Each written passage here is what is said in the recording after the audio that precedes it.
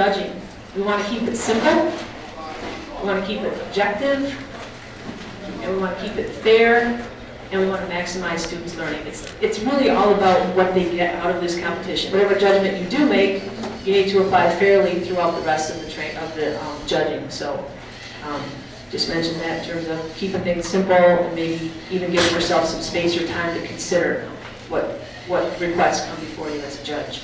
There's two different types of judges. There's a chief judge and there are regular judges. The regular judges are going to be the ones who actually judge each event. The chief judge is sort of to resolve any issues that come up in the judging, any questions that come up. He has final say he or she has final say for that event. RoboPower, this year's game. You can see kids are already busily practicing. And you kind of get an idea what the game's all about. This year, it's RoboPower. RoboPower was designed because we're dealing with a little bit more weight this year and transporting that weight. The situation is a landslide has blocked the road and there are piles of heavy rocks and mud, and the robot must clear that debris and save a human that's trapped amongst the debris. You can see a picture of it there. We also have a video, RoboPower being played, and notice he starts at a foil tape at the end of the table, and he travels around the table and clears debris off the table. That's the objective.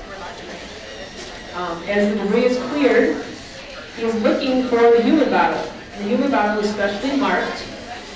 It's around on the other side. It has a white paper on it with an aluminum foil top. And so the robot needs to traverse the rocks and the mud, that's what he's crossing right now, come around the other side and clear all the debris that's on the table and rescue the human. Two ways to rescue the human. He can be moved to the black paper, which is called a safe zone, or it can be carried back to the home base, foil. So in this case, I think we're going to see him move him onto the safe zone. You recognize that? Now he's going to clear the rest of the debris. Notice those two different ways, though. Of the two different ways to save the human, the more points are for bringing the robot back to the home base.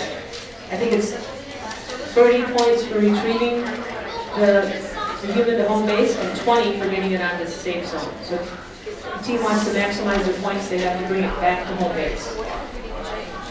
So that's a little sampling, and hopefully we'll see some kids do that today. Teams will have 30 minutes to solve the UP, and each team will have 2 rounds, 2 minutes per round. The UP is done within that 2-minute time. All right, in general, here's how the RoboPower is scored. Points are awarded for moving the human home base and stopping for at least 2 seconds, or to moving the bottle to the safe zone and leaving it there. You get points for removing debris from the field, every 10 points for every bottle. You get points for your robot remaining intact throughout the game. Those are 5 bonus points. You also can receive points for completing the unknown problem challenge. And that is something that the teams will talk about a little bit more. Teams have to complete that challenge on the day of competition. You lose points for dropping the human bottle off the field. That's pretty bad. We don't want to lose the human. Or for wrongly placing a debris bottle in the safe zone, 5 points for every bottle that gets on the safe zone incorrectly, and then also for touching the robot when it's not on home base. The unknown problem this year is going to be performed during the mission. It's not a separate event. So it must be performed while the robot is doing the mission itself. And then we're hoping that the judging is a little bit more simplified because of that. We don't have any complicated things to measure. It's just going to be, did they accomplish the mission, the unknown problem, or did they not, when we judge the unknown problem. Completely unknown, simple. It should involve learning about math. Can be performed at any time during the mission, and it's performed in both rounds. It's also optional. We talked a lot about it. Teams do not have to do the unknown problem. they forfeit the opportunity for 10 points. But they do not have to do it. So just keep that in mind as you're judging. Maximum score that will be determined prior to the start of the game will be deciding how many bottles are going to be on the table. That score should be written on, the maximum score should be written on every sheet so you know what the maximum possible is. That'll be determined at the start of the competition because you'll know exactly how many bottles are out there. That's what's going to vary to change that maximum score. The game ending. If a team achieves a perfect score, the time is recorded and the game ends. But if there's not a perfect score, there's no time taken. The time is only for a perfect score. And that would be a human robot, or a human bottle back to home base. That would be, all debris bottles cleared, robot intact, unknown problem solved, a perfect score. Then we keep timing on that. And that's going to be the first factor we use to determine the winner. If we have two perfect scores. Without a perfect score, the game keeps going. The layout is basically like this.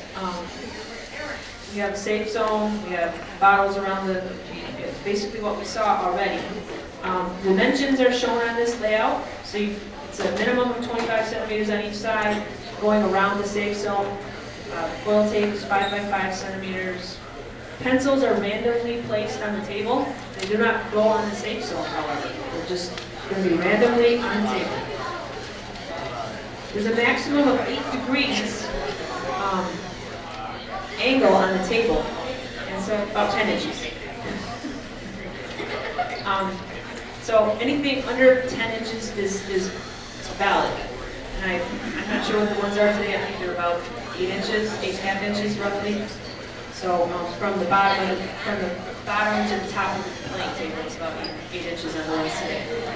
All bottles are going to be the regular drinking bottles. Okay, but there's different sizes of drinking bottles, and we don't want to limit people to that. There's 0.591 liters, and there's 0.5 liters, and so somewhere in the 0.5 to 0.6 liters, and they're going to be filled with water, which will make them heavier. The numbers of bottles and their exact sizes, their shapes, and their locations are all going to be disclosed on the day the kids walk in. So we want to keep that consistent from table to table. Once it's revealed, that setup is going to be used in all rounds, both rounds 1 and 2, and for all teams. So we'd like to have tables be consistent. They're not going to be perfectly consistent, and teams can't come back and say, well, this one was different than that one. We're going to do the best we can to make them consistent, but because the rules are that these things can vary. And so we'll try as judges, though, to make sure they're consistent like we did this morning. Everybody showed up today.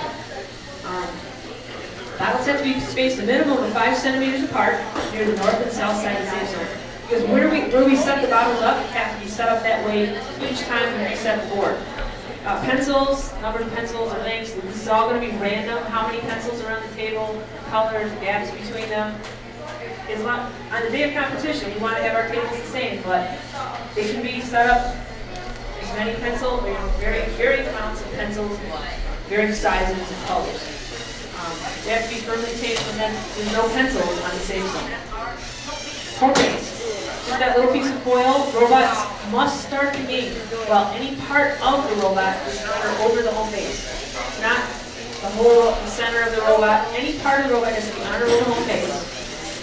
The orientation does not matter. Teams can orient the robot any way they want. Last year we had specific orientations we told them. This year you can orient it any way they want. There's no pickup penalties as long as that robot is on the home base. So on home base, they can pick it up, restart it, push a different stroke, whatever. They can touch it and do what they want while it's on home base. They can even modify the robots at home base. They can add a part, take a part off. The complete mission is timed at 2 minutes. Including the unknown problem. Including the unknown problem. Yep, it's all within the 2 minutes time span. They will have 30 minutes to do the unknown problem. I will say that it's ultimately the site host's responsibility to decide their layout.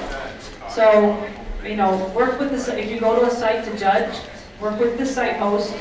Judges need to weigh and measure the robots before a round. Okay. The length and the width are maximums, 25 centimeters. The height, there is no limit. So it can be as tall as you want. We have boxes that we've used in the past that we can take the robot and fit down inside the 25 by 25 centimeter box.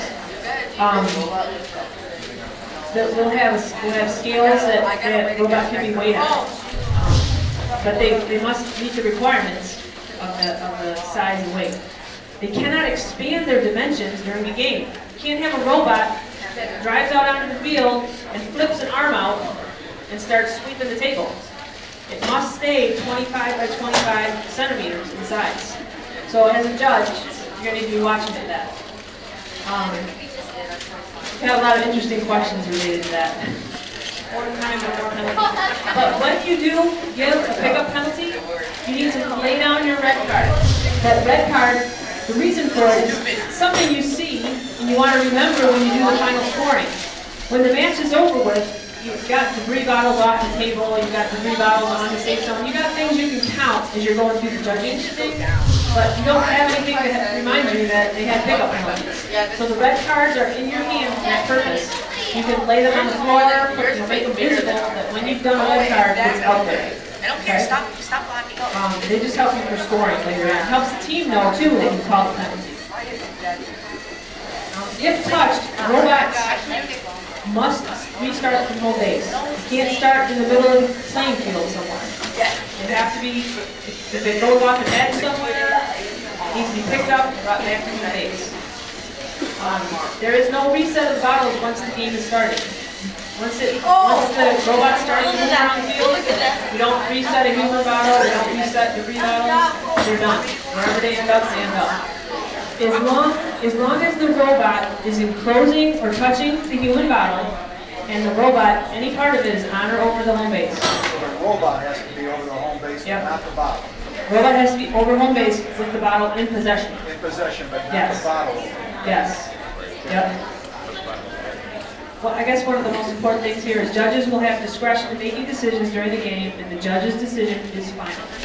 So when you make a decision, just be sure that decision is something that you're willing to carry out for the rest of the competition and apply fairly. Your decision is final. If there's an appeal that needs to, actually the chief judge has the actual final decision. So if there's something that you're not sure about as a judge, or the chief judge, and that judge, his decision is final. So, how to determine winners. Junior and senior divisions are judged separately. So there's two different categories, and I'm going to describe the differences there in just a minute. Completion times are only recorded for teams' perfect scores, and then there's the tiebreaker. Completion time, if it's a perfect score. That score of the 2 runs that the team does do, and then, if necessary, a rerun. Here's the differences between junior and senior. The maximum weight of the robot, 1 kilogram. For junior, 1.3 kilograms. For senior, you have scales that we will be sending with you when you do the weighing in. More bottles for seniors, fewer for juniors. Locations of bottles are going to be more difficult for seniors and simple and easy for juniors. For exhibition, teams have 4 minutes for their team introduction. The 4 minutes includes introducing themselves, doing a robot presentation, so they will actually have the robot demonstrate what it can do, and they will explain what the purpose of their exhibit is. Judges are going to visit the group, the table as a group. The main judges will, so they'll know these are judges, but we also would like to have silent judges. And the silent judges are going to visit the table individually, and they don't necessarily have to identify themselves as a judge. You want to actually be like an audience person, and you're going to be looking at how they speak to you, how they are attentive to you, how they talk to you about their exhibit in a more informal way, but that's going to be something you'll be evaluating them on when you do the judges sheet later on. Again, the roles of the exhibition judges, again, we certainly do encourage teams to submit team videos. Again, for today, that's not an issue, but of course, with the future competitions, again, in general, if you can watch the team videos prior to the competition date, if you are an exhibition judge, that will help this cut out. Well, there it is. Let's see. Again, before the opening, actually, it doesn't necessarily have to be before the opening ceremony. Again, in general, as soon as possible. The judges should visit each team table to be familiar with the exhibitions. In general, of course, usually the opening ceremony is pretty early, so for instance, the main thing to do is just do that before you do the official presentation. So that doesn't necessarily have to be before the opening ceremony. Basically, as early as possible, visit the exhibition tables. Then, of course, the judges are responsible for scoring the presentation and watching the demonstration of the team. And then, of course, basically, at least, hopefully, then, of course, an hour before the closing of the competition. Of course, you need to interview the judges as his team should interview all the team tables. Of course, you read their posters, look at what they have in their posters.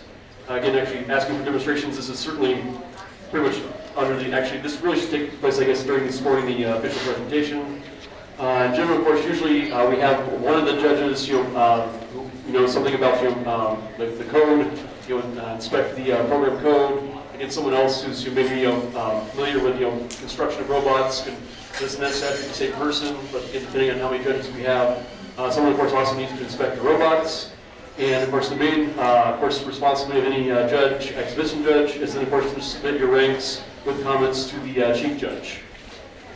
Wait. Any question about any of those roles? Again, if there's any, I'm not sure if we have game or exhibition judges, but just let me know if you have questions.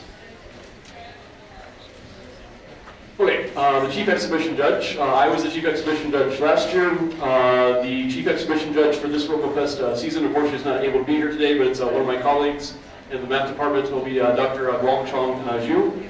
And so again, at least, but I just want to give all the judges an idea, of course, what the chief exhibition judge does. Of course, in general, the main thing is that chief exhibition judge will collect all of your scoring sheets. And of course, if the judges have any questions, if they're not sure about a decision, they should definitely always try and consult the chief exhibition judge before making any decisions. If it's not obvious what to do, we certainly, of course, want to make sure that everything is fair. And again, of course, we will split up the judges into different teams. And of course, we want to make sure that the teams are judging things in a similar fashion. So again, the chief exhibition judge kind of helps try and monitor things to make sure they're fair. And then again, basically these other roles of the chief exhibition judge. Of course, I'll certainly talk to our official chief exhibition judge later about that. Great. For the 2010 exhibition competition, again, there's a few new rules in place. Of course, we certainly do want to encourage the exhibitions to have the robots be autonomous. And for that reason, we are requiring this season they must use sensors of some type. Of course, there's lots of different sensors. There's touch sensors, light sensors, sound sensors, and we are also, I guess, providing some power sensors for teams if they wish to use power sensors. We also, of course, want to encourage originality in the exhibition. So again, we encourage teams, at least, ideally, they will do it totally different. If they've competed in prior seasons, they'll try some type of significantly different new project. But it is possible to compete by modifying a previous project. But again, in order to score well, again, just because it was good last year doesn't mean they're necessarily going to win this year. Again, if they do kind of continue a project, they need to make sure that they're adding new features or significantly improving the project in some way. Otherwise, they will not be scored as highly. Again, the revisions, again, they should describe those on their posters or documentations that they give the judges for inspection. And again, it's the team's responsibility to inform the judges it's a continued project. Otherwise, of course, they may be deducted if they do not make that aware to the judges. If the judges find that, yes, in fact, this is a continuation project, but the teams did not make that clear. Because in general, of course, for it to score high in originality, it should be ideally a new project. Okay, of course, in general, for the competition, for exhibition, again, in general, most of these things, of course, the judges will observe by watching the team demo or the interview. For certainly for originality, in general, of course, we'll try and have at least the chief exhibition judge go online, kind of look at the project like from last year, trying to again identify if anything is a repeat type thing. Again, we certainly want to encourage application of mathematics and science, and hopefully that'll be obvious from the demonstration and from the interviews and the team posters. Again, presentation methods. Again, we do want to encourage the teams to submit an internet video. Again, at least, ideally, hopefully at least the chief exhibition judge will view that video and possibly other judges as well.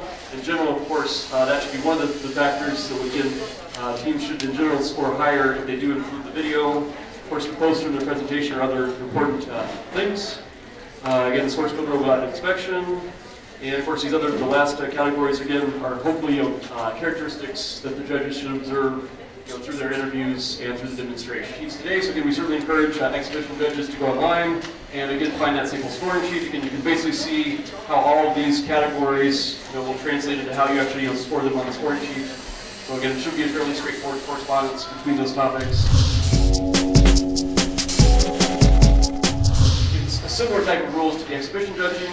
Again, there's a few things that are different this year for 2010. Again, the stage will be composed of two different tables, 3 inches by 72 inches. The teams can arrange them as they wish.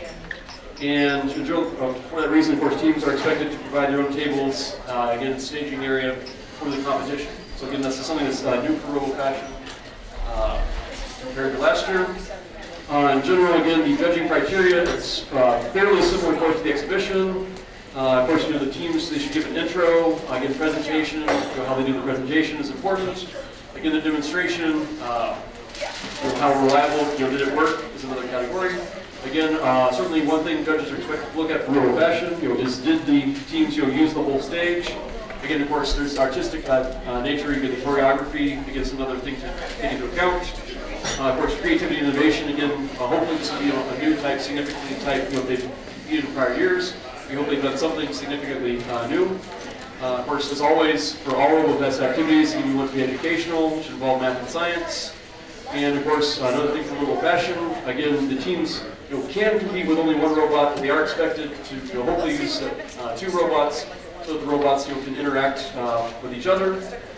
And of course, then like the code inspection and the robot design, again, those are similar type things to what would be done in the exhibition.